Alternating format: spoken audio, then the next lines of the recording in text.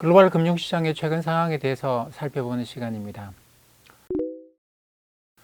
먼저 모더나에 대해서 이야기를 안 할 수가 없겠네요. 모더나 백신이 최근에 금융시장, 글로벌 금융시장을 많이 움직여놨는데, 이게 이제 우리나라에서도 언택트 3인방이라고 불리는 종목들 있지 않습니까? 네이버, 카카오, 그 다음에 NC소프트. 사람들이 바이러스 때문에 돌아다니지 못하니까 쇼핑도 온라인에서 하고, 온라인에서 게임하는 걸 많이 하고, 그러다 보니까 이 세 개 회사의 주가가 지난 그 몇 달 동안에 걸쳐서 카카오 같은 건 2배 이상 오르기도 했고, 전체적으로 보게 되면 거의 2배까지 올랐다가, 근데 지난주에 이제 모더나가 백신을 일상을 했는데 45명의 대상자 중에서 전원의 중화항체가 생성됐다라는 결과가 나오면서 이 언택트 3인방의 주가가 상당히 큰 폭으로 조정을 받았습니다. 며칠 동안에 걸쳐서 한 8, 9% 정도 조정을 받았고요.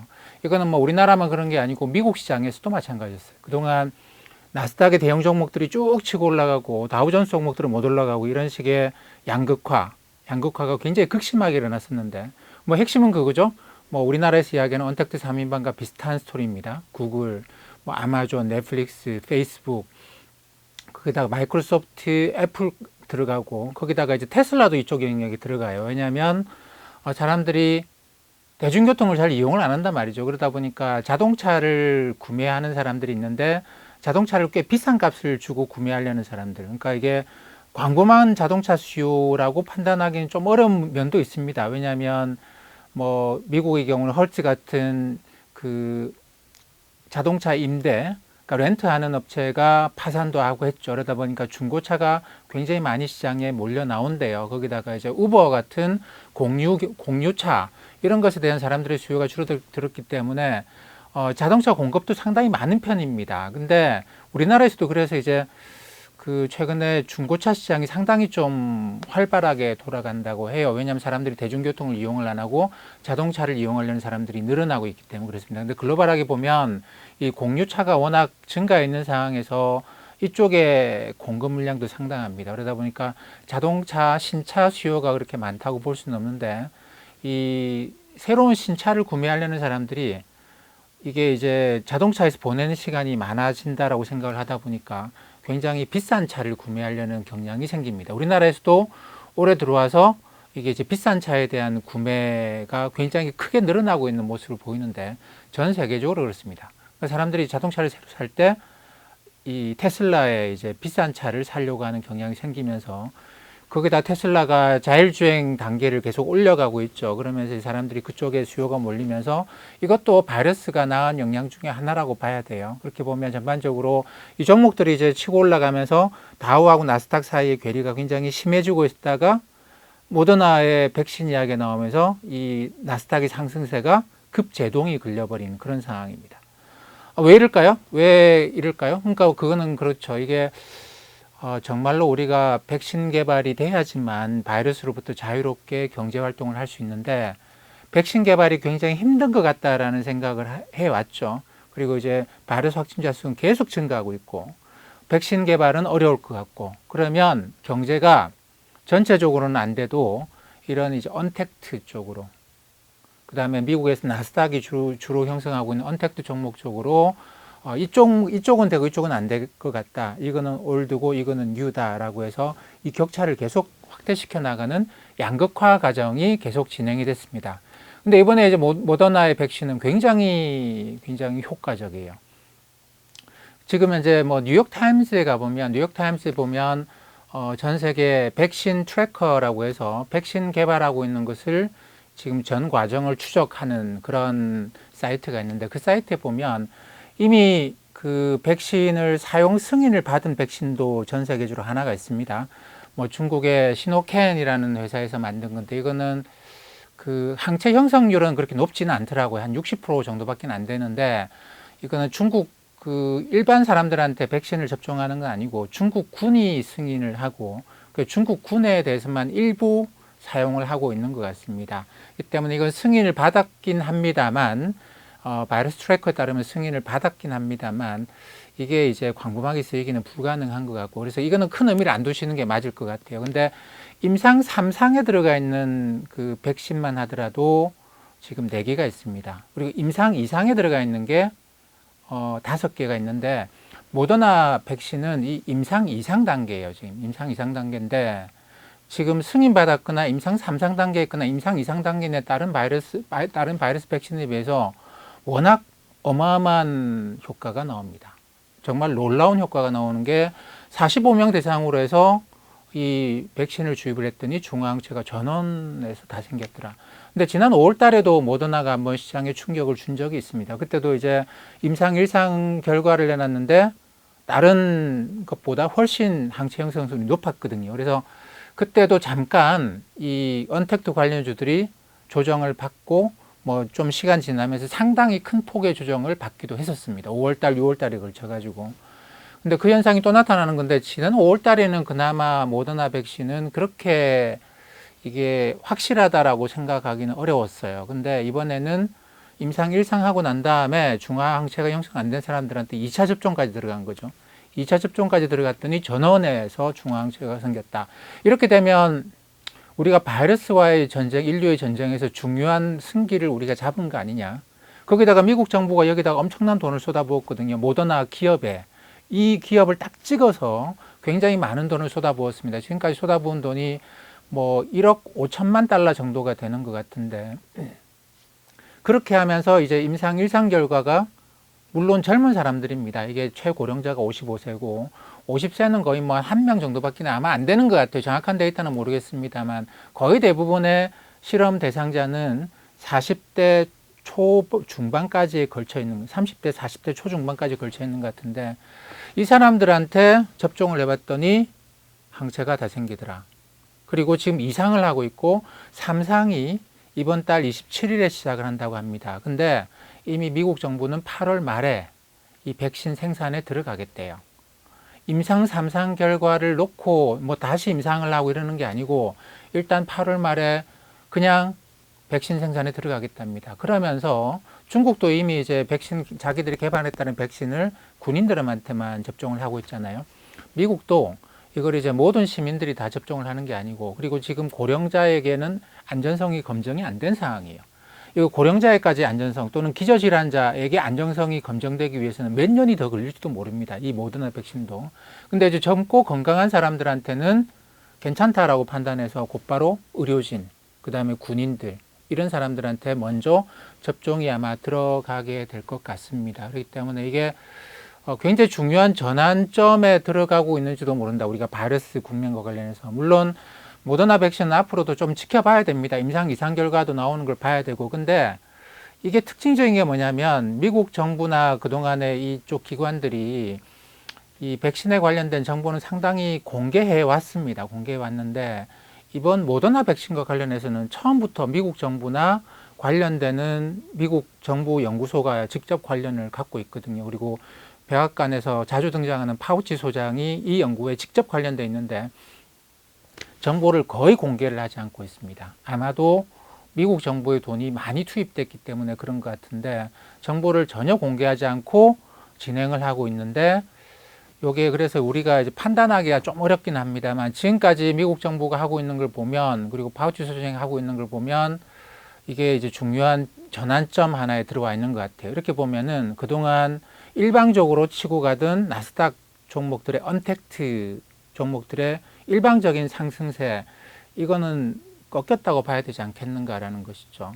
그러니까 바이러스가 확산되고 있기 때문에, 물론 세상이라는 게 저도 그렇게 생각합니다. 바이러스 확산 이전에 이미 이쪽 관련 종목들, 그러니까 사람들이 갈수록 뭐 바이러스 이전도 마찬가지였죠. 사람들이 사람과 대화를 나누고 하는 것보다 사람과 대화를 안 나누면서 어떤 서비스를 받기를 원했습니다.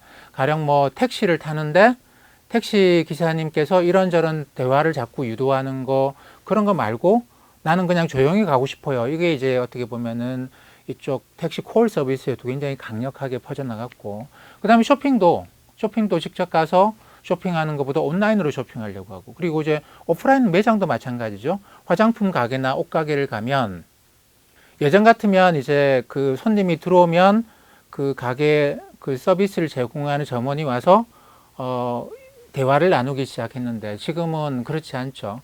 원하시면 저를 부르세요라고 하면서 그냥 알아서 둘러보세요라고 하고 간섭을 안 하는 분위기입니다. 그렇기 때문에 이게 서비스 영역이 바뀌면서 흔히 말하는 언택트, 비대면 이런 영역들이 성장해 오고 있었던 것은 사실이에요. 그것도 상당히 빠른 속도로.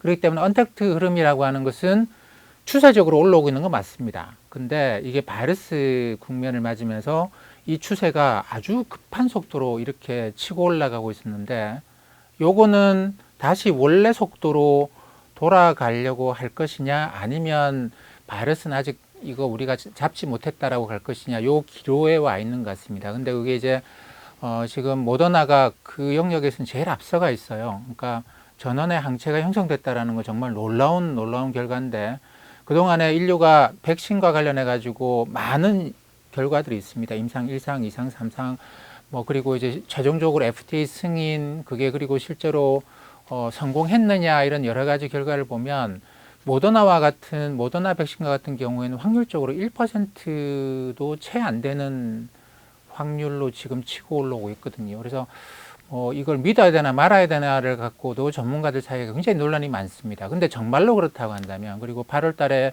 이게 백신 생산이 되면서 이게 이제 의료진이나 군인들한테 이제 백신 접종이 시작되고 항체가 그렇게 형성된다고 한다면 이거는 우리가 바이러스 국면과 관련해서 새로운 전환점에 들어간 것이죠. 근데 지금 시장은 그거를 이제 보고 있기 때문에 그 나스닥 종목들, 뭐 언택트 관련 종목들이 더 치고 가기는 어렵지 않겠는가라고 판단을 합니다. 이게 최근에 주식시장에서 나타나는 가장 큰 변화라고 봐야 되겠죠. 그리고 또 지난주에 그 넷플릭스, 뭐 우리 넷플릭스 가지고 이제 뭐 드라마, 한국 시장에도 굉장히 많이 넷플릭스가 지금 퍼져 있습니다.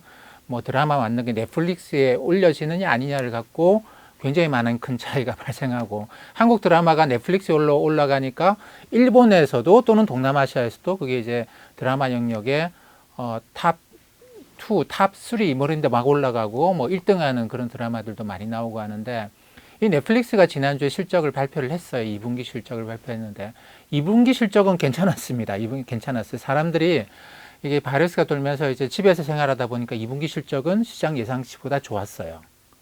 근데 미국 기업들은 CEO나 CFO가 이 실적 발표를 하면서 우리 다음 분기는 어떻게 될 것 같다라는 이야기를 합니다. 근데 뭐 다들 주가 올라가는 거 좋아해서 계속 좋아질 거예요 이렇게 이야기하느냐 그게 아니고 자기가 생각하는 그 진짜로 그런 걸 이야기를 하는 것 같아요. 왜냐하면 미국에는 민사소송이라는 게 굉장히 발달해 있잖아요. 그러니까 그 CEO나 CFO가 주식 투자자들한테 잘못된 정보를 제공해서 그래서 주가가 과도하게 움직였다거나 과도하게 떨어졌다거나 그런 일이 생기면 또 이제 투자자들이 소송을 걸 수 있는 문제거든요. 그렇기 때문에 그럼 그런 거 발표 안 하면 되지 않냐. 이걸 가이던스라고 하는데 지난 실적만 발표하고 뭐 미래에 대해서 우리 몰라요. 내가 어떻게 미래라고 하면 되지 않겠느냐. 근데 그것도 그렇죠. 그것도 주식 투자자들한테 자기 회사 주식을 샀거나 사고 싶어하는 잠재적인 투자자 관점에서 그것도 말이 안 되잖아요. 그렇기 때문에 자기가 생각하는 그 회사가 지금 알고 있는 정보의 한계 내에서 최대한 객관적으로 앞으로 3분기 어떨 것 같다, 4분기 어떨 것 같다 이런 이야기를 하는데 넷플릭스가 3분기 우리 시장이 생각하는 것만큼 좋지 않아요 라는 이야기를 꺼내면서 그게 이제 한 번에 나스닥 종목 전체 주가 조정에 빌미를 제공하고 그 다음날은 이제 모더나가 백신 이야기가 나오면서 나스닥의 상승세가 좀 꺾였다라고 저는 판단을 합니다.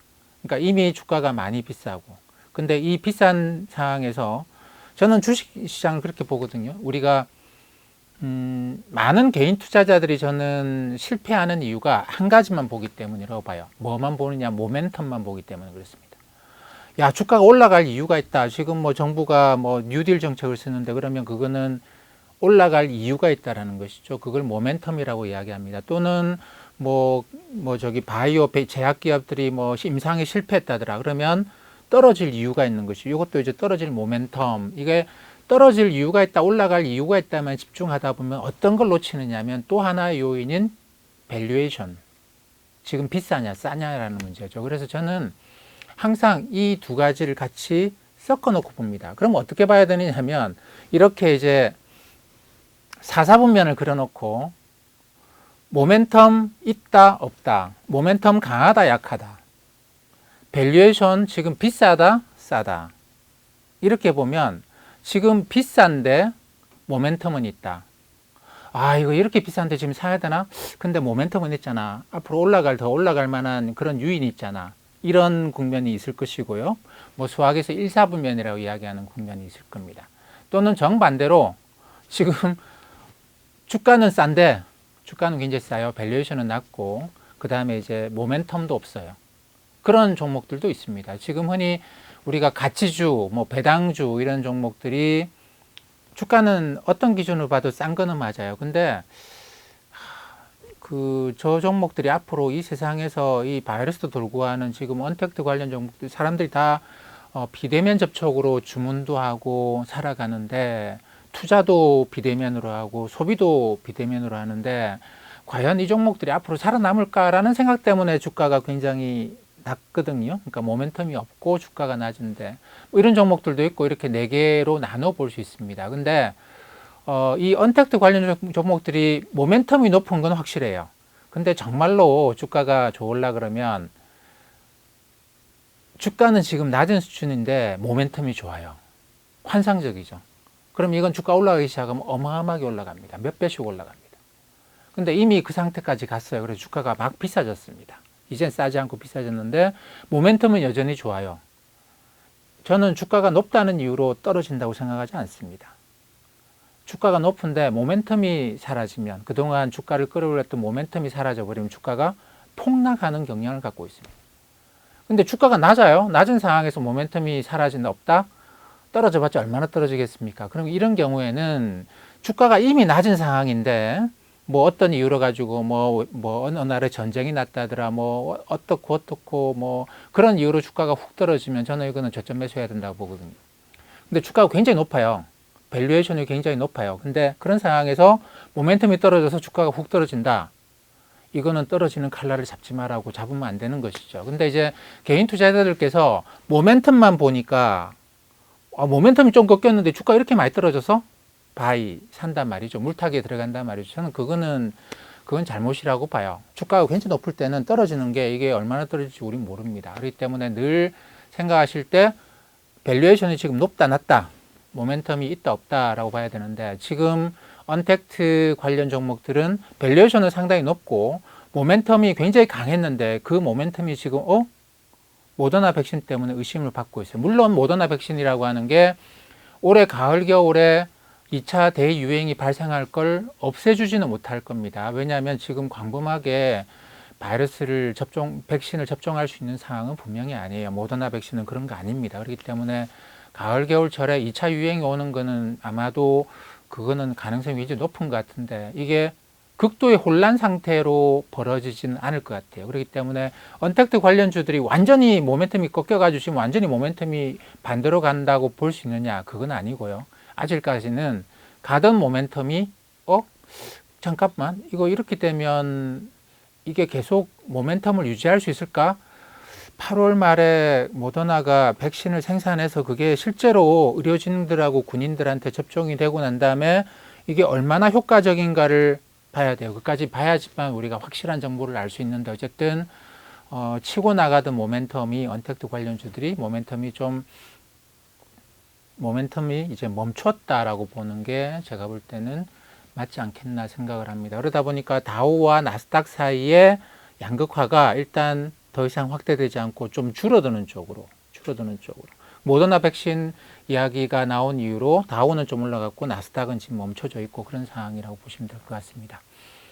그 다음에 또 뭐 이제 지금 채권 시장 이야기도 해야 될 것 같은데요. 뭐 달러 이야기도 해야 되고 원자재 이야기도 해야 되는데 최근에 달러가 좀 약세로 가는 것처럼 하다가 좀 멈춰져 있는 상황입니다. 그러다 보니까 원자재 뭐 커머디티라고 제가 보통 말씀드리는데 금 가격도 달러 온스당 1,800달러까지 올라가서 지금 멈춰져 있는 상황이고 구리 가격도 멈춰져 있고 뭐 웬만한 지금 커머디티 가격들은 전부 다 옆으로 횡보합니다. 달러화하고 비슷하게 횡보하고 있는 그런 상황이고 근데 달러화의 움직임을 어떻게 봐야 될 것이냐 뭐 어떤 분들은 달러 약세로 갈 거다라는 이야기도 합니다. 근데 제가 볼 때 그럴 것 같지는 않아요. 뭐 미국이 돈을 많이 풀고 있기 때문에 달러 약세로 갈 것이다. 그렇게 보기는 좀 어려운 것 같고 왜냐하면 유럽도 돈을 풀려고 하거든요. 근데 요 유럽 이야기도 좀 해야 될 것 같아요. 유럽 공동기금. EU가 전체적으로 이번 바이러스로 피해를 많이 입은 나라를 지원하기 위해서 EU 정상들이 지금도 모여 있는데, 모여서 7,500억 달러의 7,500억 유로의 공동기금을 창설하자. 근데 그까지는 합의를 했는데, 여기서 얼마는 빌려주고 각국에 얼마는 그냥 주자, 뭐 이걸 이야기를 하는데, 일단 EU 집행위원회에서 만드는 5천억 유로를 그냥 주자라고 했는데, 그러면 안 된다. 이건 이렇게 하면 하기 시작하면, 돈을 그냥 주기 시작하면 이 EU 국가들이 모여가지고 돈을 내고 그거를 이 나라 저 나라한테 똑같은 비율이 아닌 저기 피해를 많이 입은 국가들한테 많이 주자라는 이야기인데, 여기 대해서 이제 재정은 그렇게 막 쓰는 게 아니고 긴축적으로 해야 된다라고 하는 나라들이 반대를 하고 있죠. 뭐 네덜란드, 덴마크, 스웨덴, 오스트리아 이런 4개 국가가 반대를 하고 있다고 하는데, 이 4개 나라는 그 5천억 유로가 아니고 그냥 주는 지원금은 3,500억 유로 이상은 못 준다. 그거 아니면 우리는 합의 못 하겠다라는 겁니다. 근데 지금 이 방식은 다수결로 하는 게 아니고 전원이 합의해서 하는 방식입니다. 이 때문에 근데 지금 뭐 협상이 진행되고 있는데 어떻게 될지는 잘 모르겠어요. 근데 어쨌든 이게 7,500억 유로가 전부 다 어떻게 나오느냐면 채권 발행으로 나옵니다. 채권 발행으로. 이 7,500억 유로는 각국이 현금을 내는 게 아니고, 각국이 앞으로 EU에 소속되어 있기 때문에 앞으로 EU의 분담금을 계속 매년 내게 돼 있거든요. 그 EU 집행위가 이 앞으로 받게 될 분담금을 담보로 해서 채권을 발행합니다. 흔히 이걸 이제 ABS 이렇게 이야기하기도 하는데, 이런 식으로 ABS처럼 채권을 발행해서 지금 채권을 팔고 그걸 현금을 댕기는 거죠. 그러다 보니까 유럽 시장에서 야, 이게 앞으로 채권이 폭발적으로 증가할 수 있겠다. 7,500억 유로니까 EU가 전체 GDP가 한 14조 유로 정도 아마 그 정도 될 겁니다. 이렇게 보면은 이거는 GDP 한 5% 정도 되겠네요. 그죠? 5% 정도 될 거고. 우리나라 GDP가 2,000조 원이 좀 넘거든요. 그러면 우리나라 GDP에서 5%라고 하면은 100조 원 정도. 근데 우리나라 1년에 국채가 새로 더 발행되는 게 뭐 그전에 한 30조, 뭐 40조 하다가 올해는 60조, 올해는 뭐 7, 80조까지 올라갈 것 같은데, 이게 이제 100조가 더 늘어나는 정도의 규모가 지금 유럽에 들어가는 충격이에요. 그러다 보니까 유럽의 채권 시장이 좀 불안해하겠죠. 채권 공급이 엄청나게 늘어나면서 금리가 올라가는 거 아닐까, 이런 불안감이 있습니다. 근데 이제 채권을 계속 사야 되는 보험사들 입장에서는 그동안 유럽의 금리가 워낙 낮고 미국이 그나마 금리가 높아서 달러화 채권을 산다고 유럽의 돈이 미국으로 들어가면서 달러 강세, 유로화 약세가 좀 있었거든요. 근데 이게 이렇게 되니까 앞으로 나올 유럽 공동채권 그거 살까? 라고 하면서, 그거는 이제 많이 발행되니까 금리가 올라가겠지 생각을 하고 유럽의 보험사들이 미국에 대한 투자를 좀 줄이고, 그러다 보니까 이제 유로화가 강세예요. 유로화가 좀 강세입니다. 유로화는 아시다시피 달러화에 대해서 우리는 환율이 올라가면 워낙 약세잖아요. 근데 유로 달러는 지금 1.14, 그거는 이제 이게 올라간다라는 거는 유로화가 강세다라는 이야기인데, 최근에 유로화 달러 환율이 1.12에서 1.14로 올라가는 건데, 그거는 미국 국채 투자든 보험사들 돈이 투자가 줄어들면서 그런 효과가 나오는 게 아닌가 싶습니다. 근데 이렇게 보면 달러 약세죠, 그죠? 달러 약세면 유로화 강세, 달러 약세인데, 이 달러 약세는 유로화에 대해서만 나타나고 있어요. 원화에 대해서도 이런 현상은 없고, 일본 엔화에 대해서도 없고, 다른 이머징 통화에 대해서도 없고, 유로화에 대해서 나타나는 거기 때문에 이게 글로벌 달러화의 어떤 약세, 이렇게 판단하기는 어렵습니다. 글로벌 달러는 좀 횡보하고 있고, 그것 때문에 원자재 가격도 전반적으로 좀 횡보하고 있는 그런 상황으로 보시면 될 것 같습니다.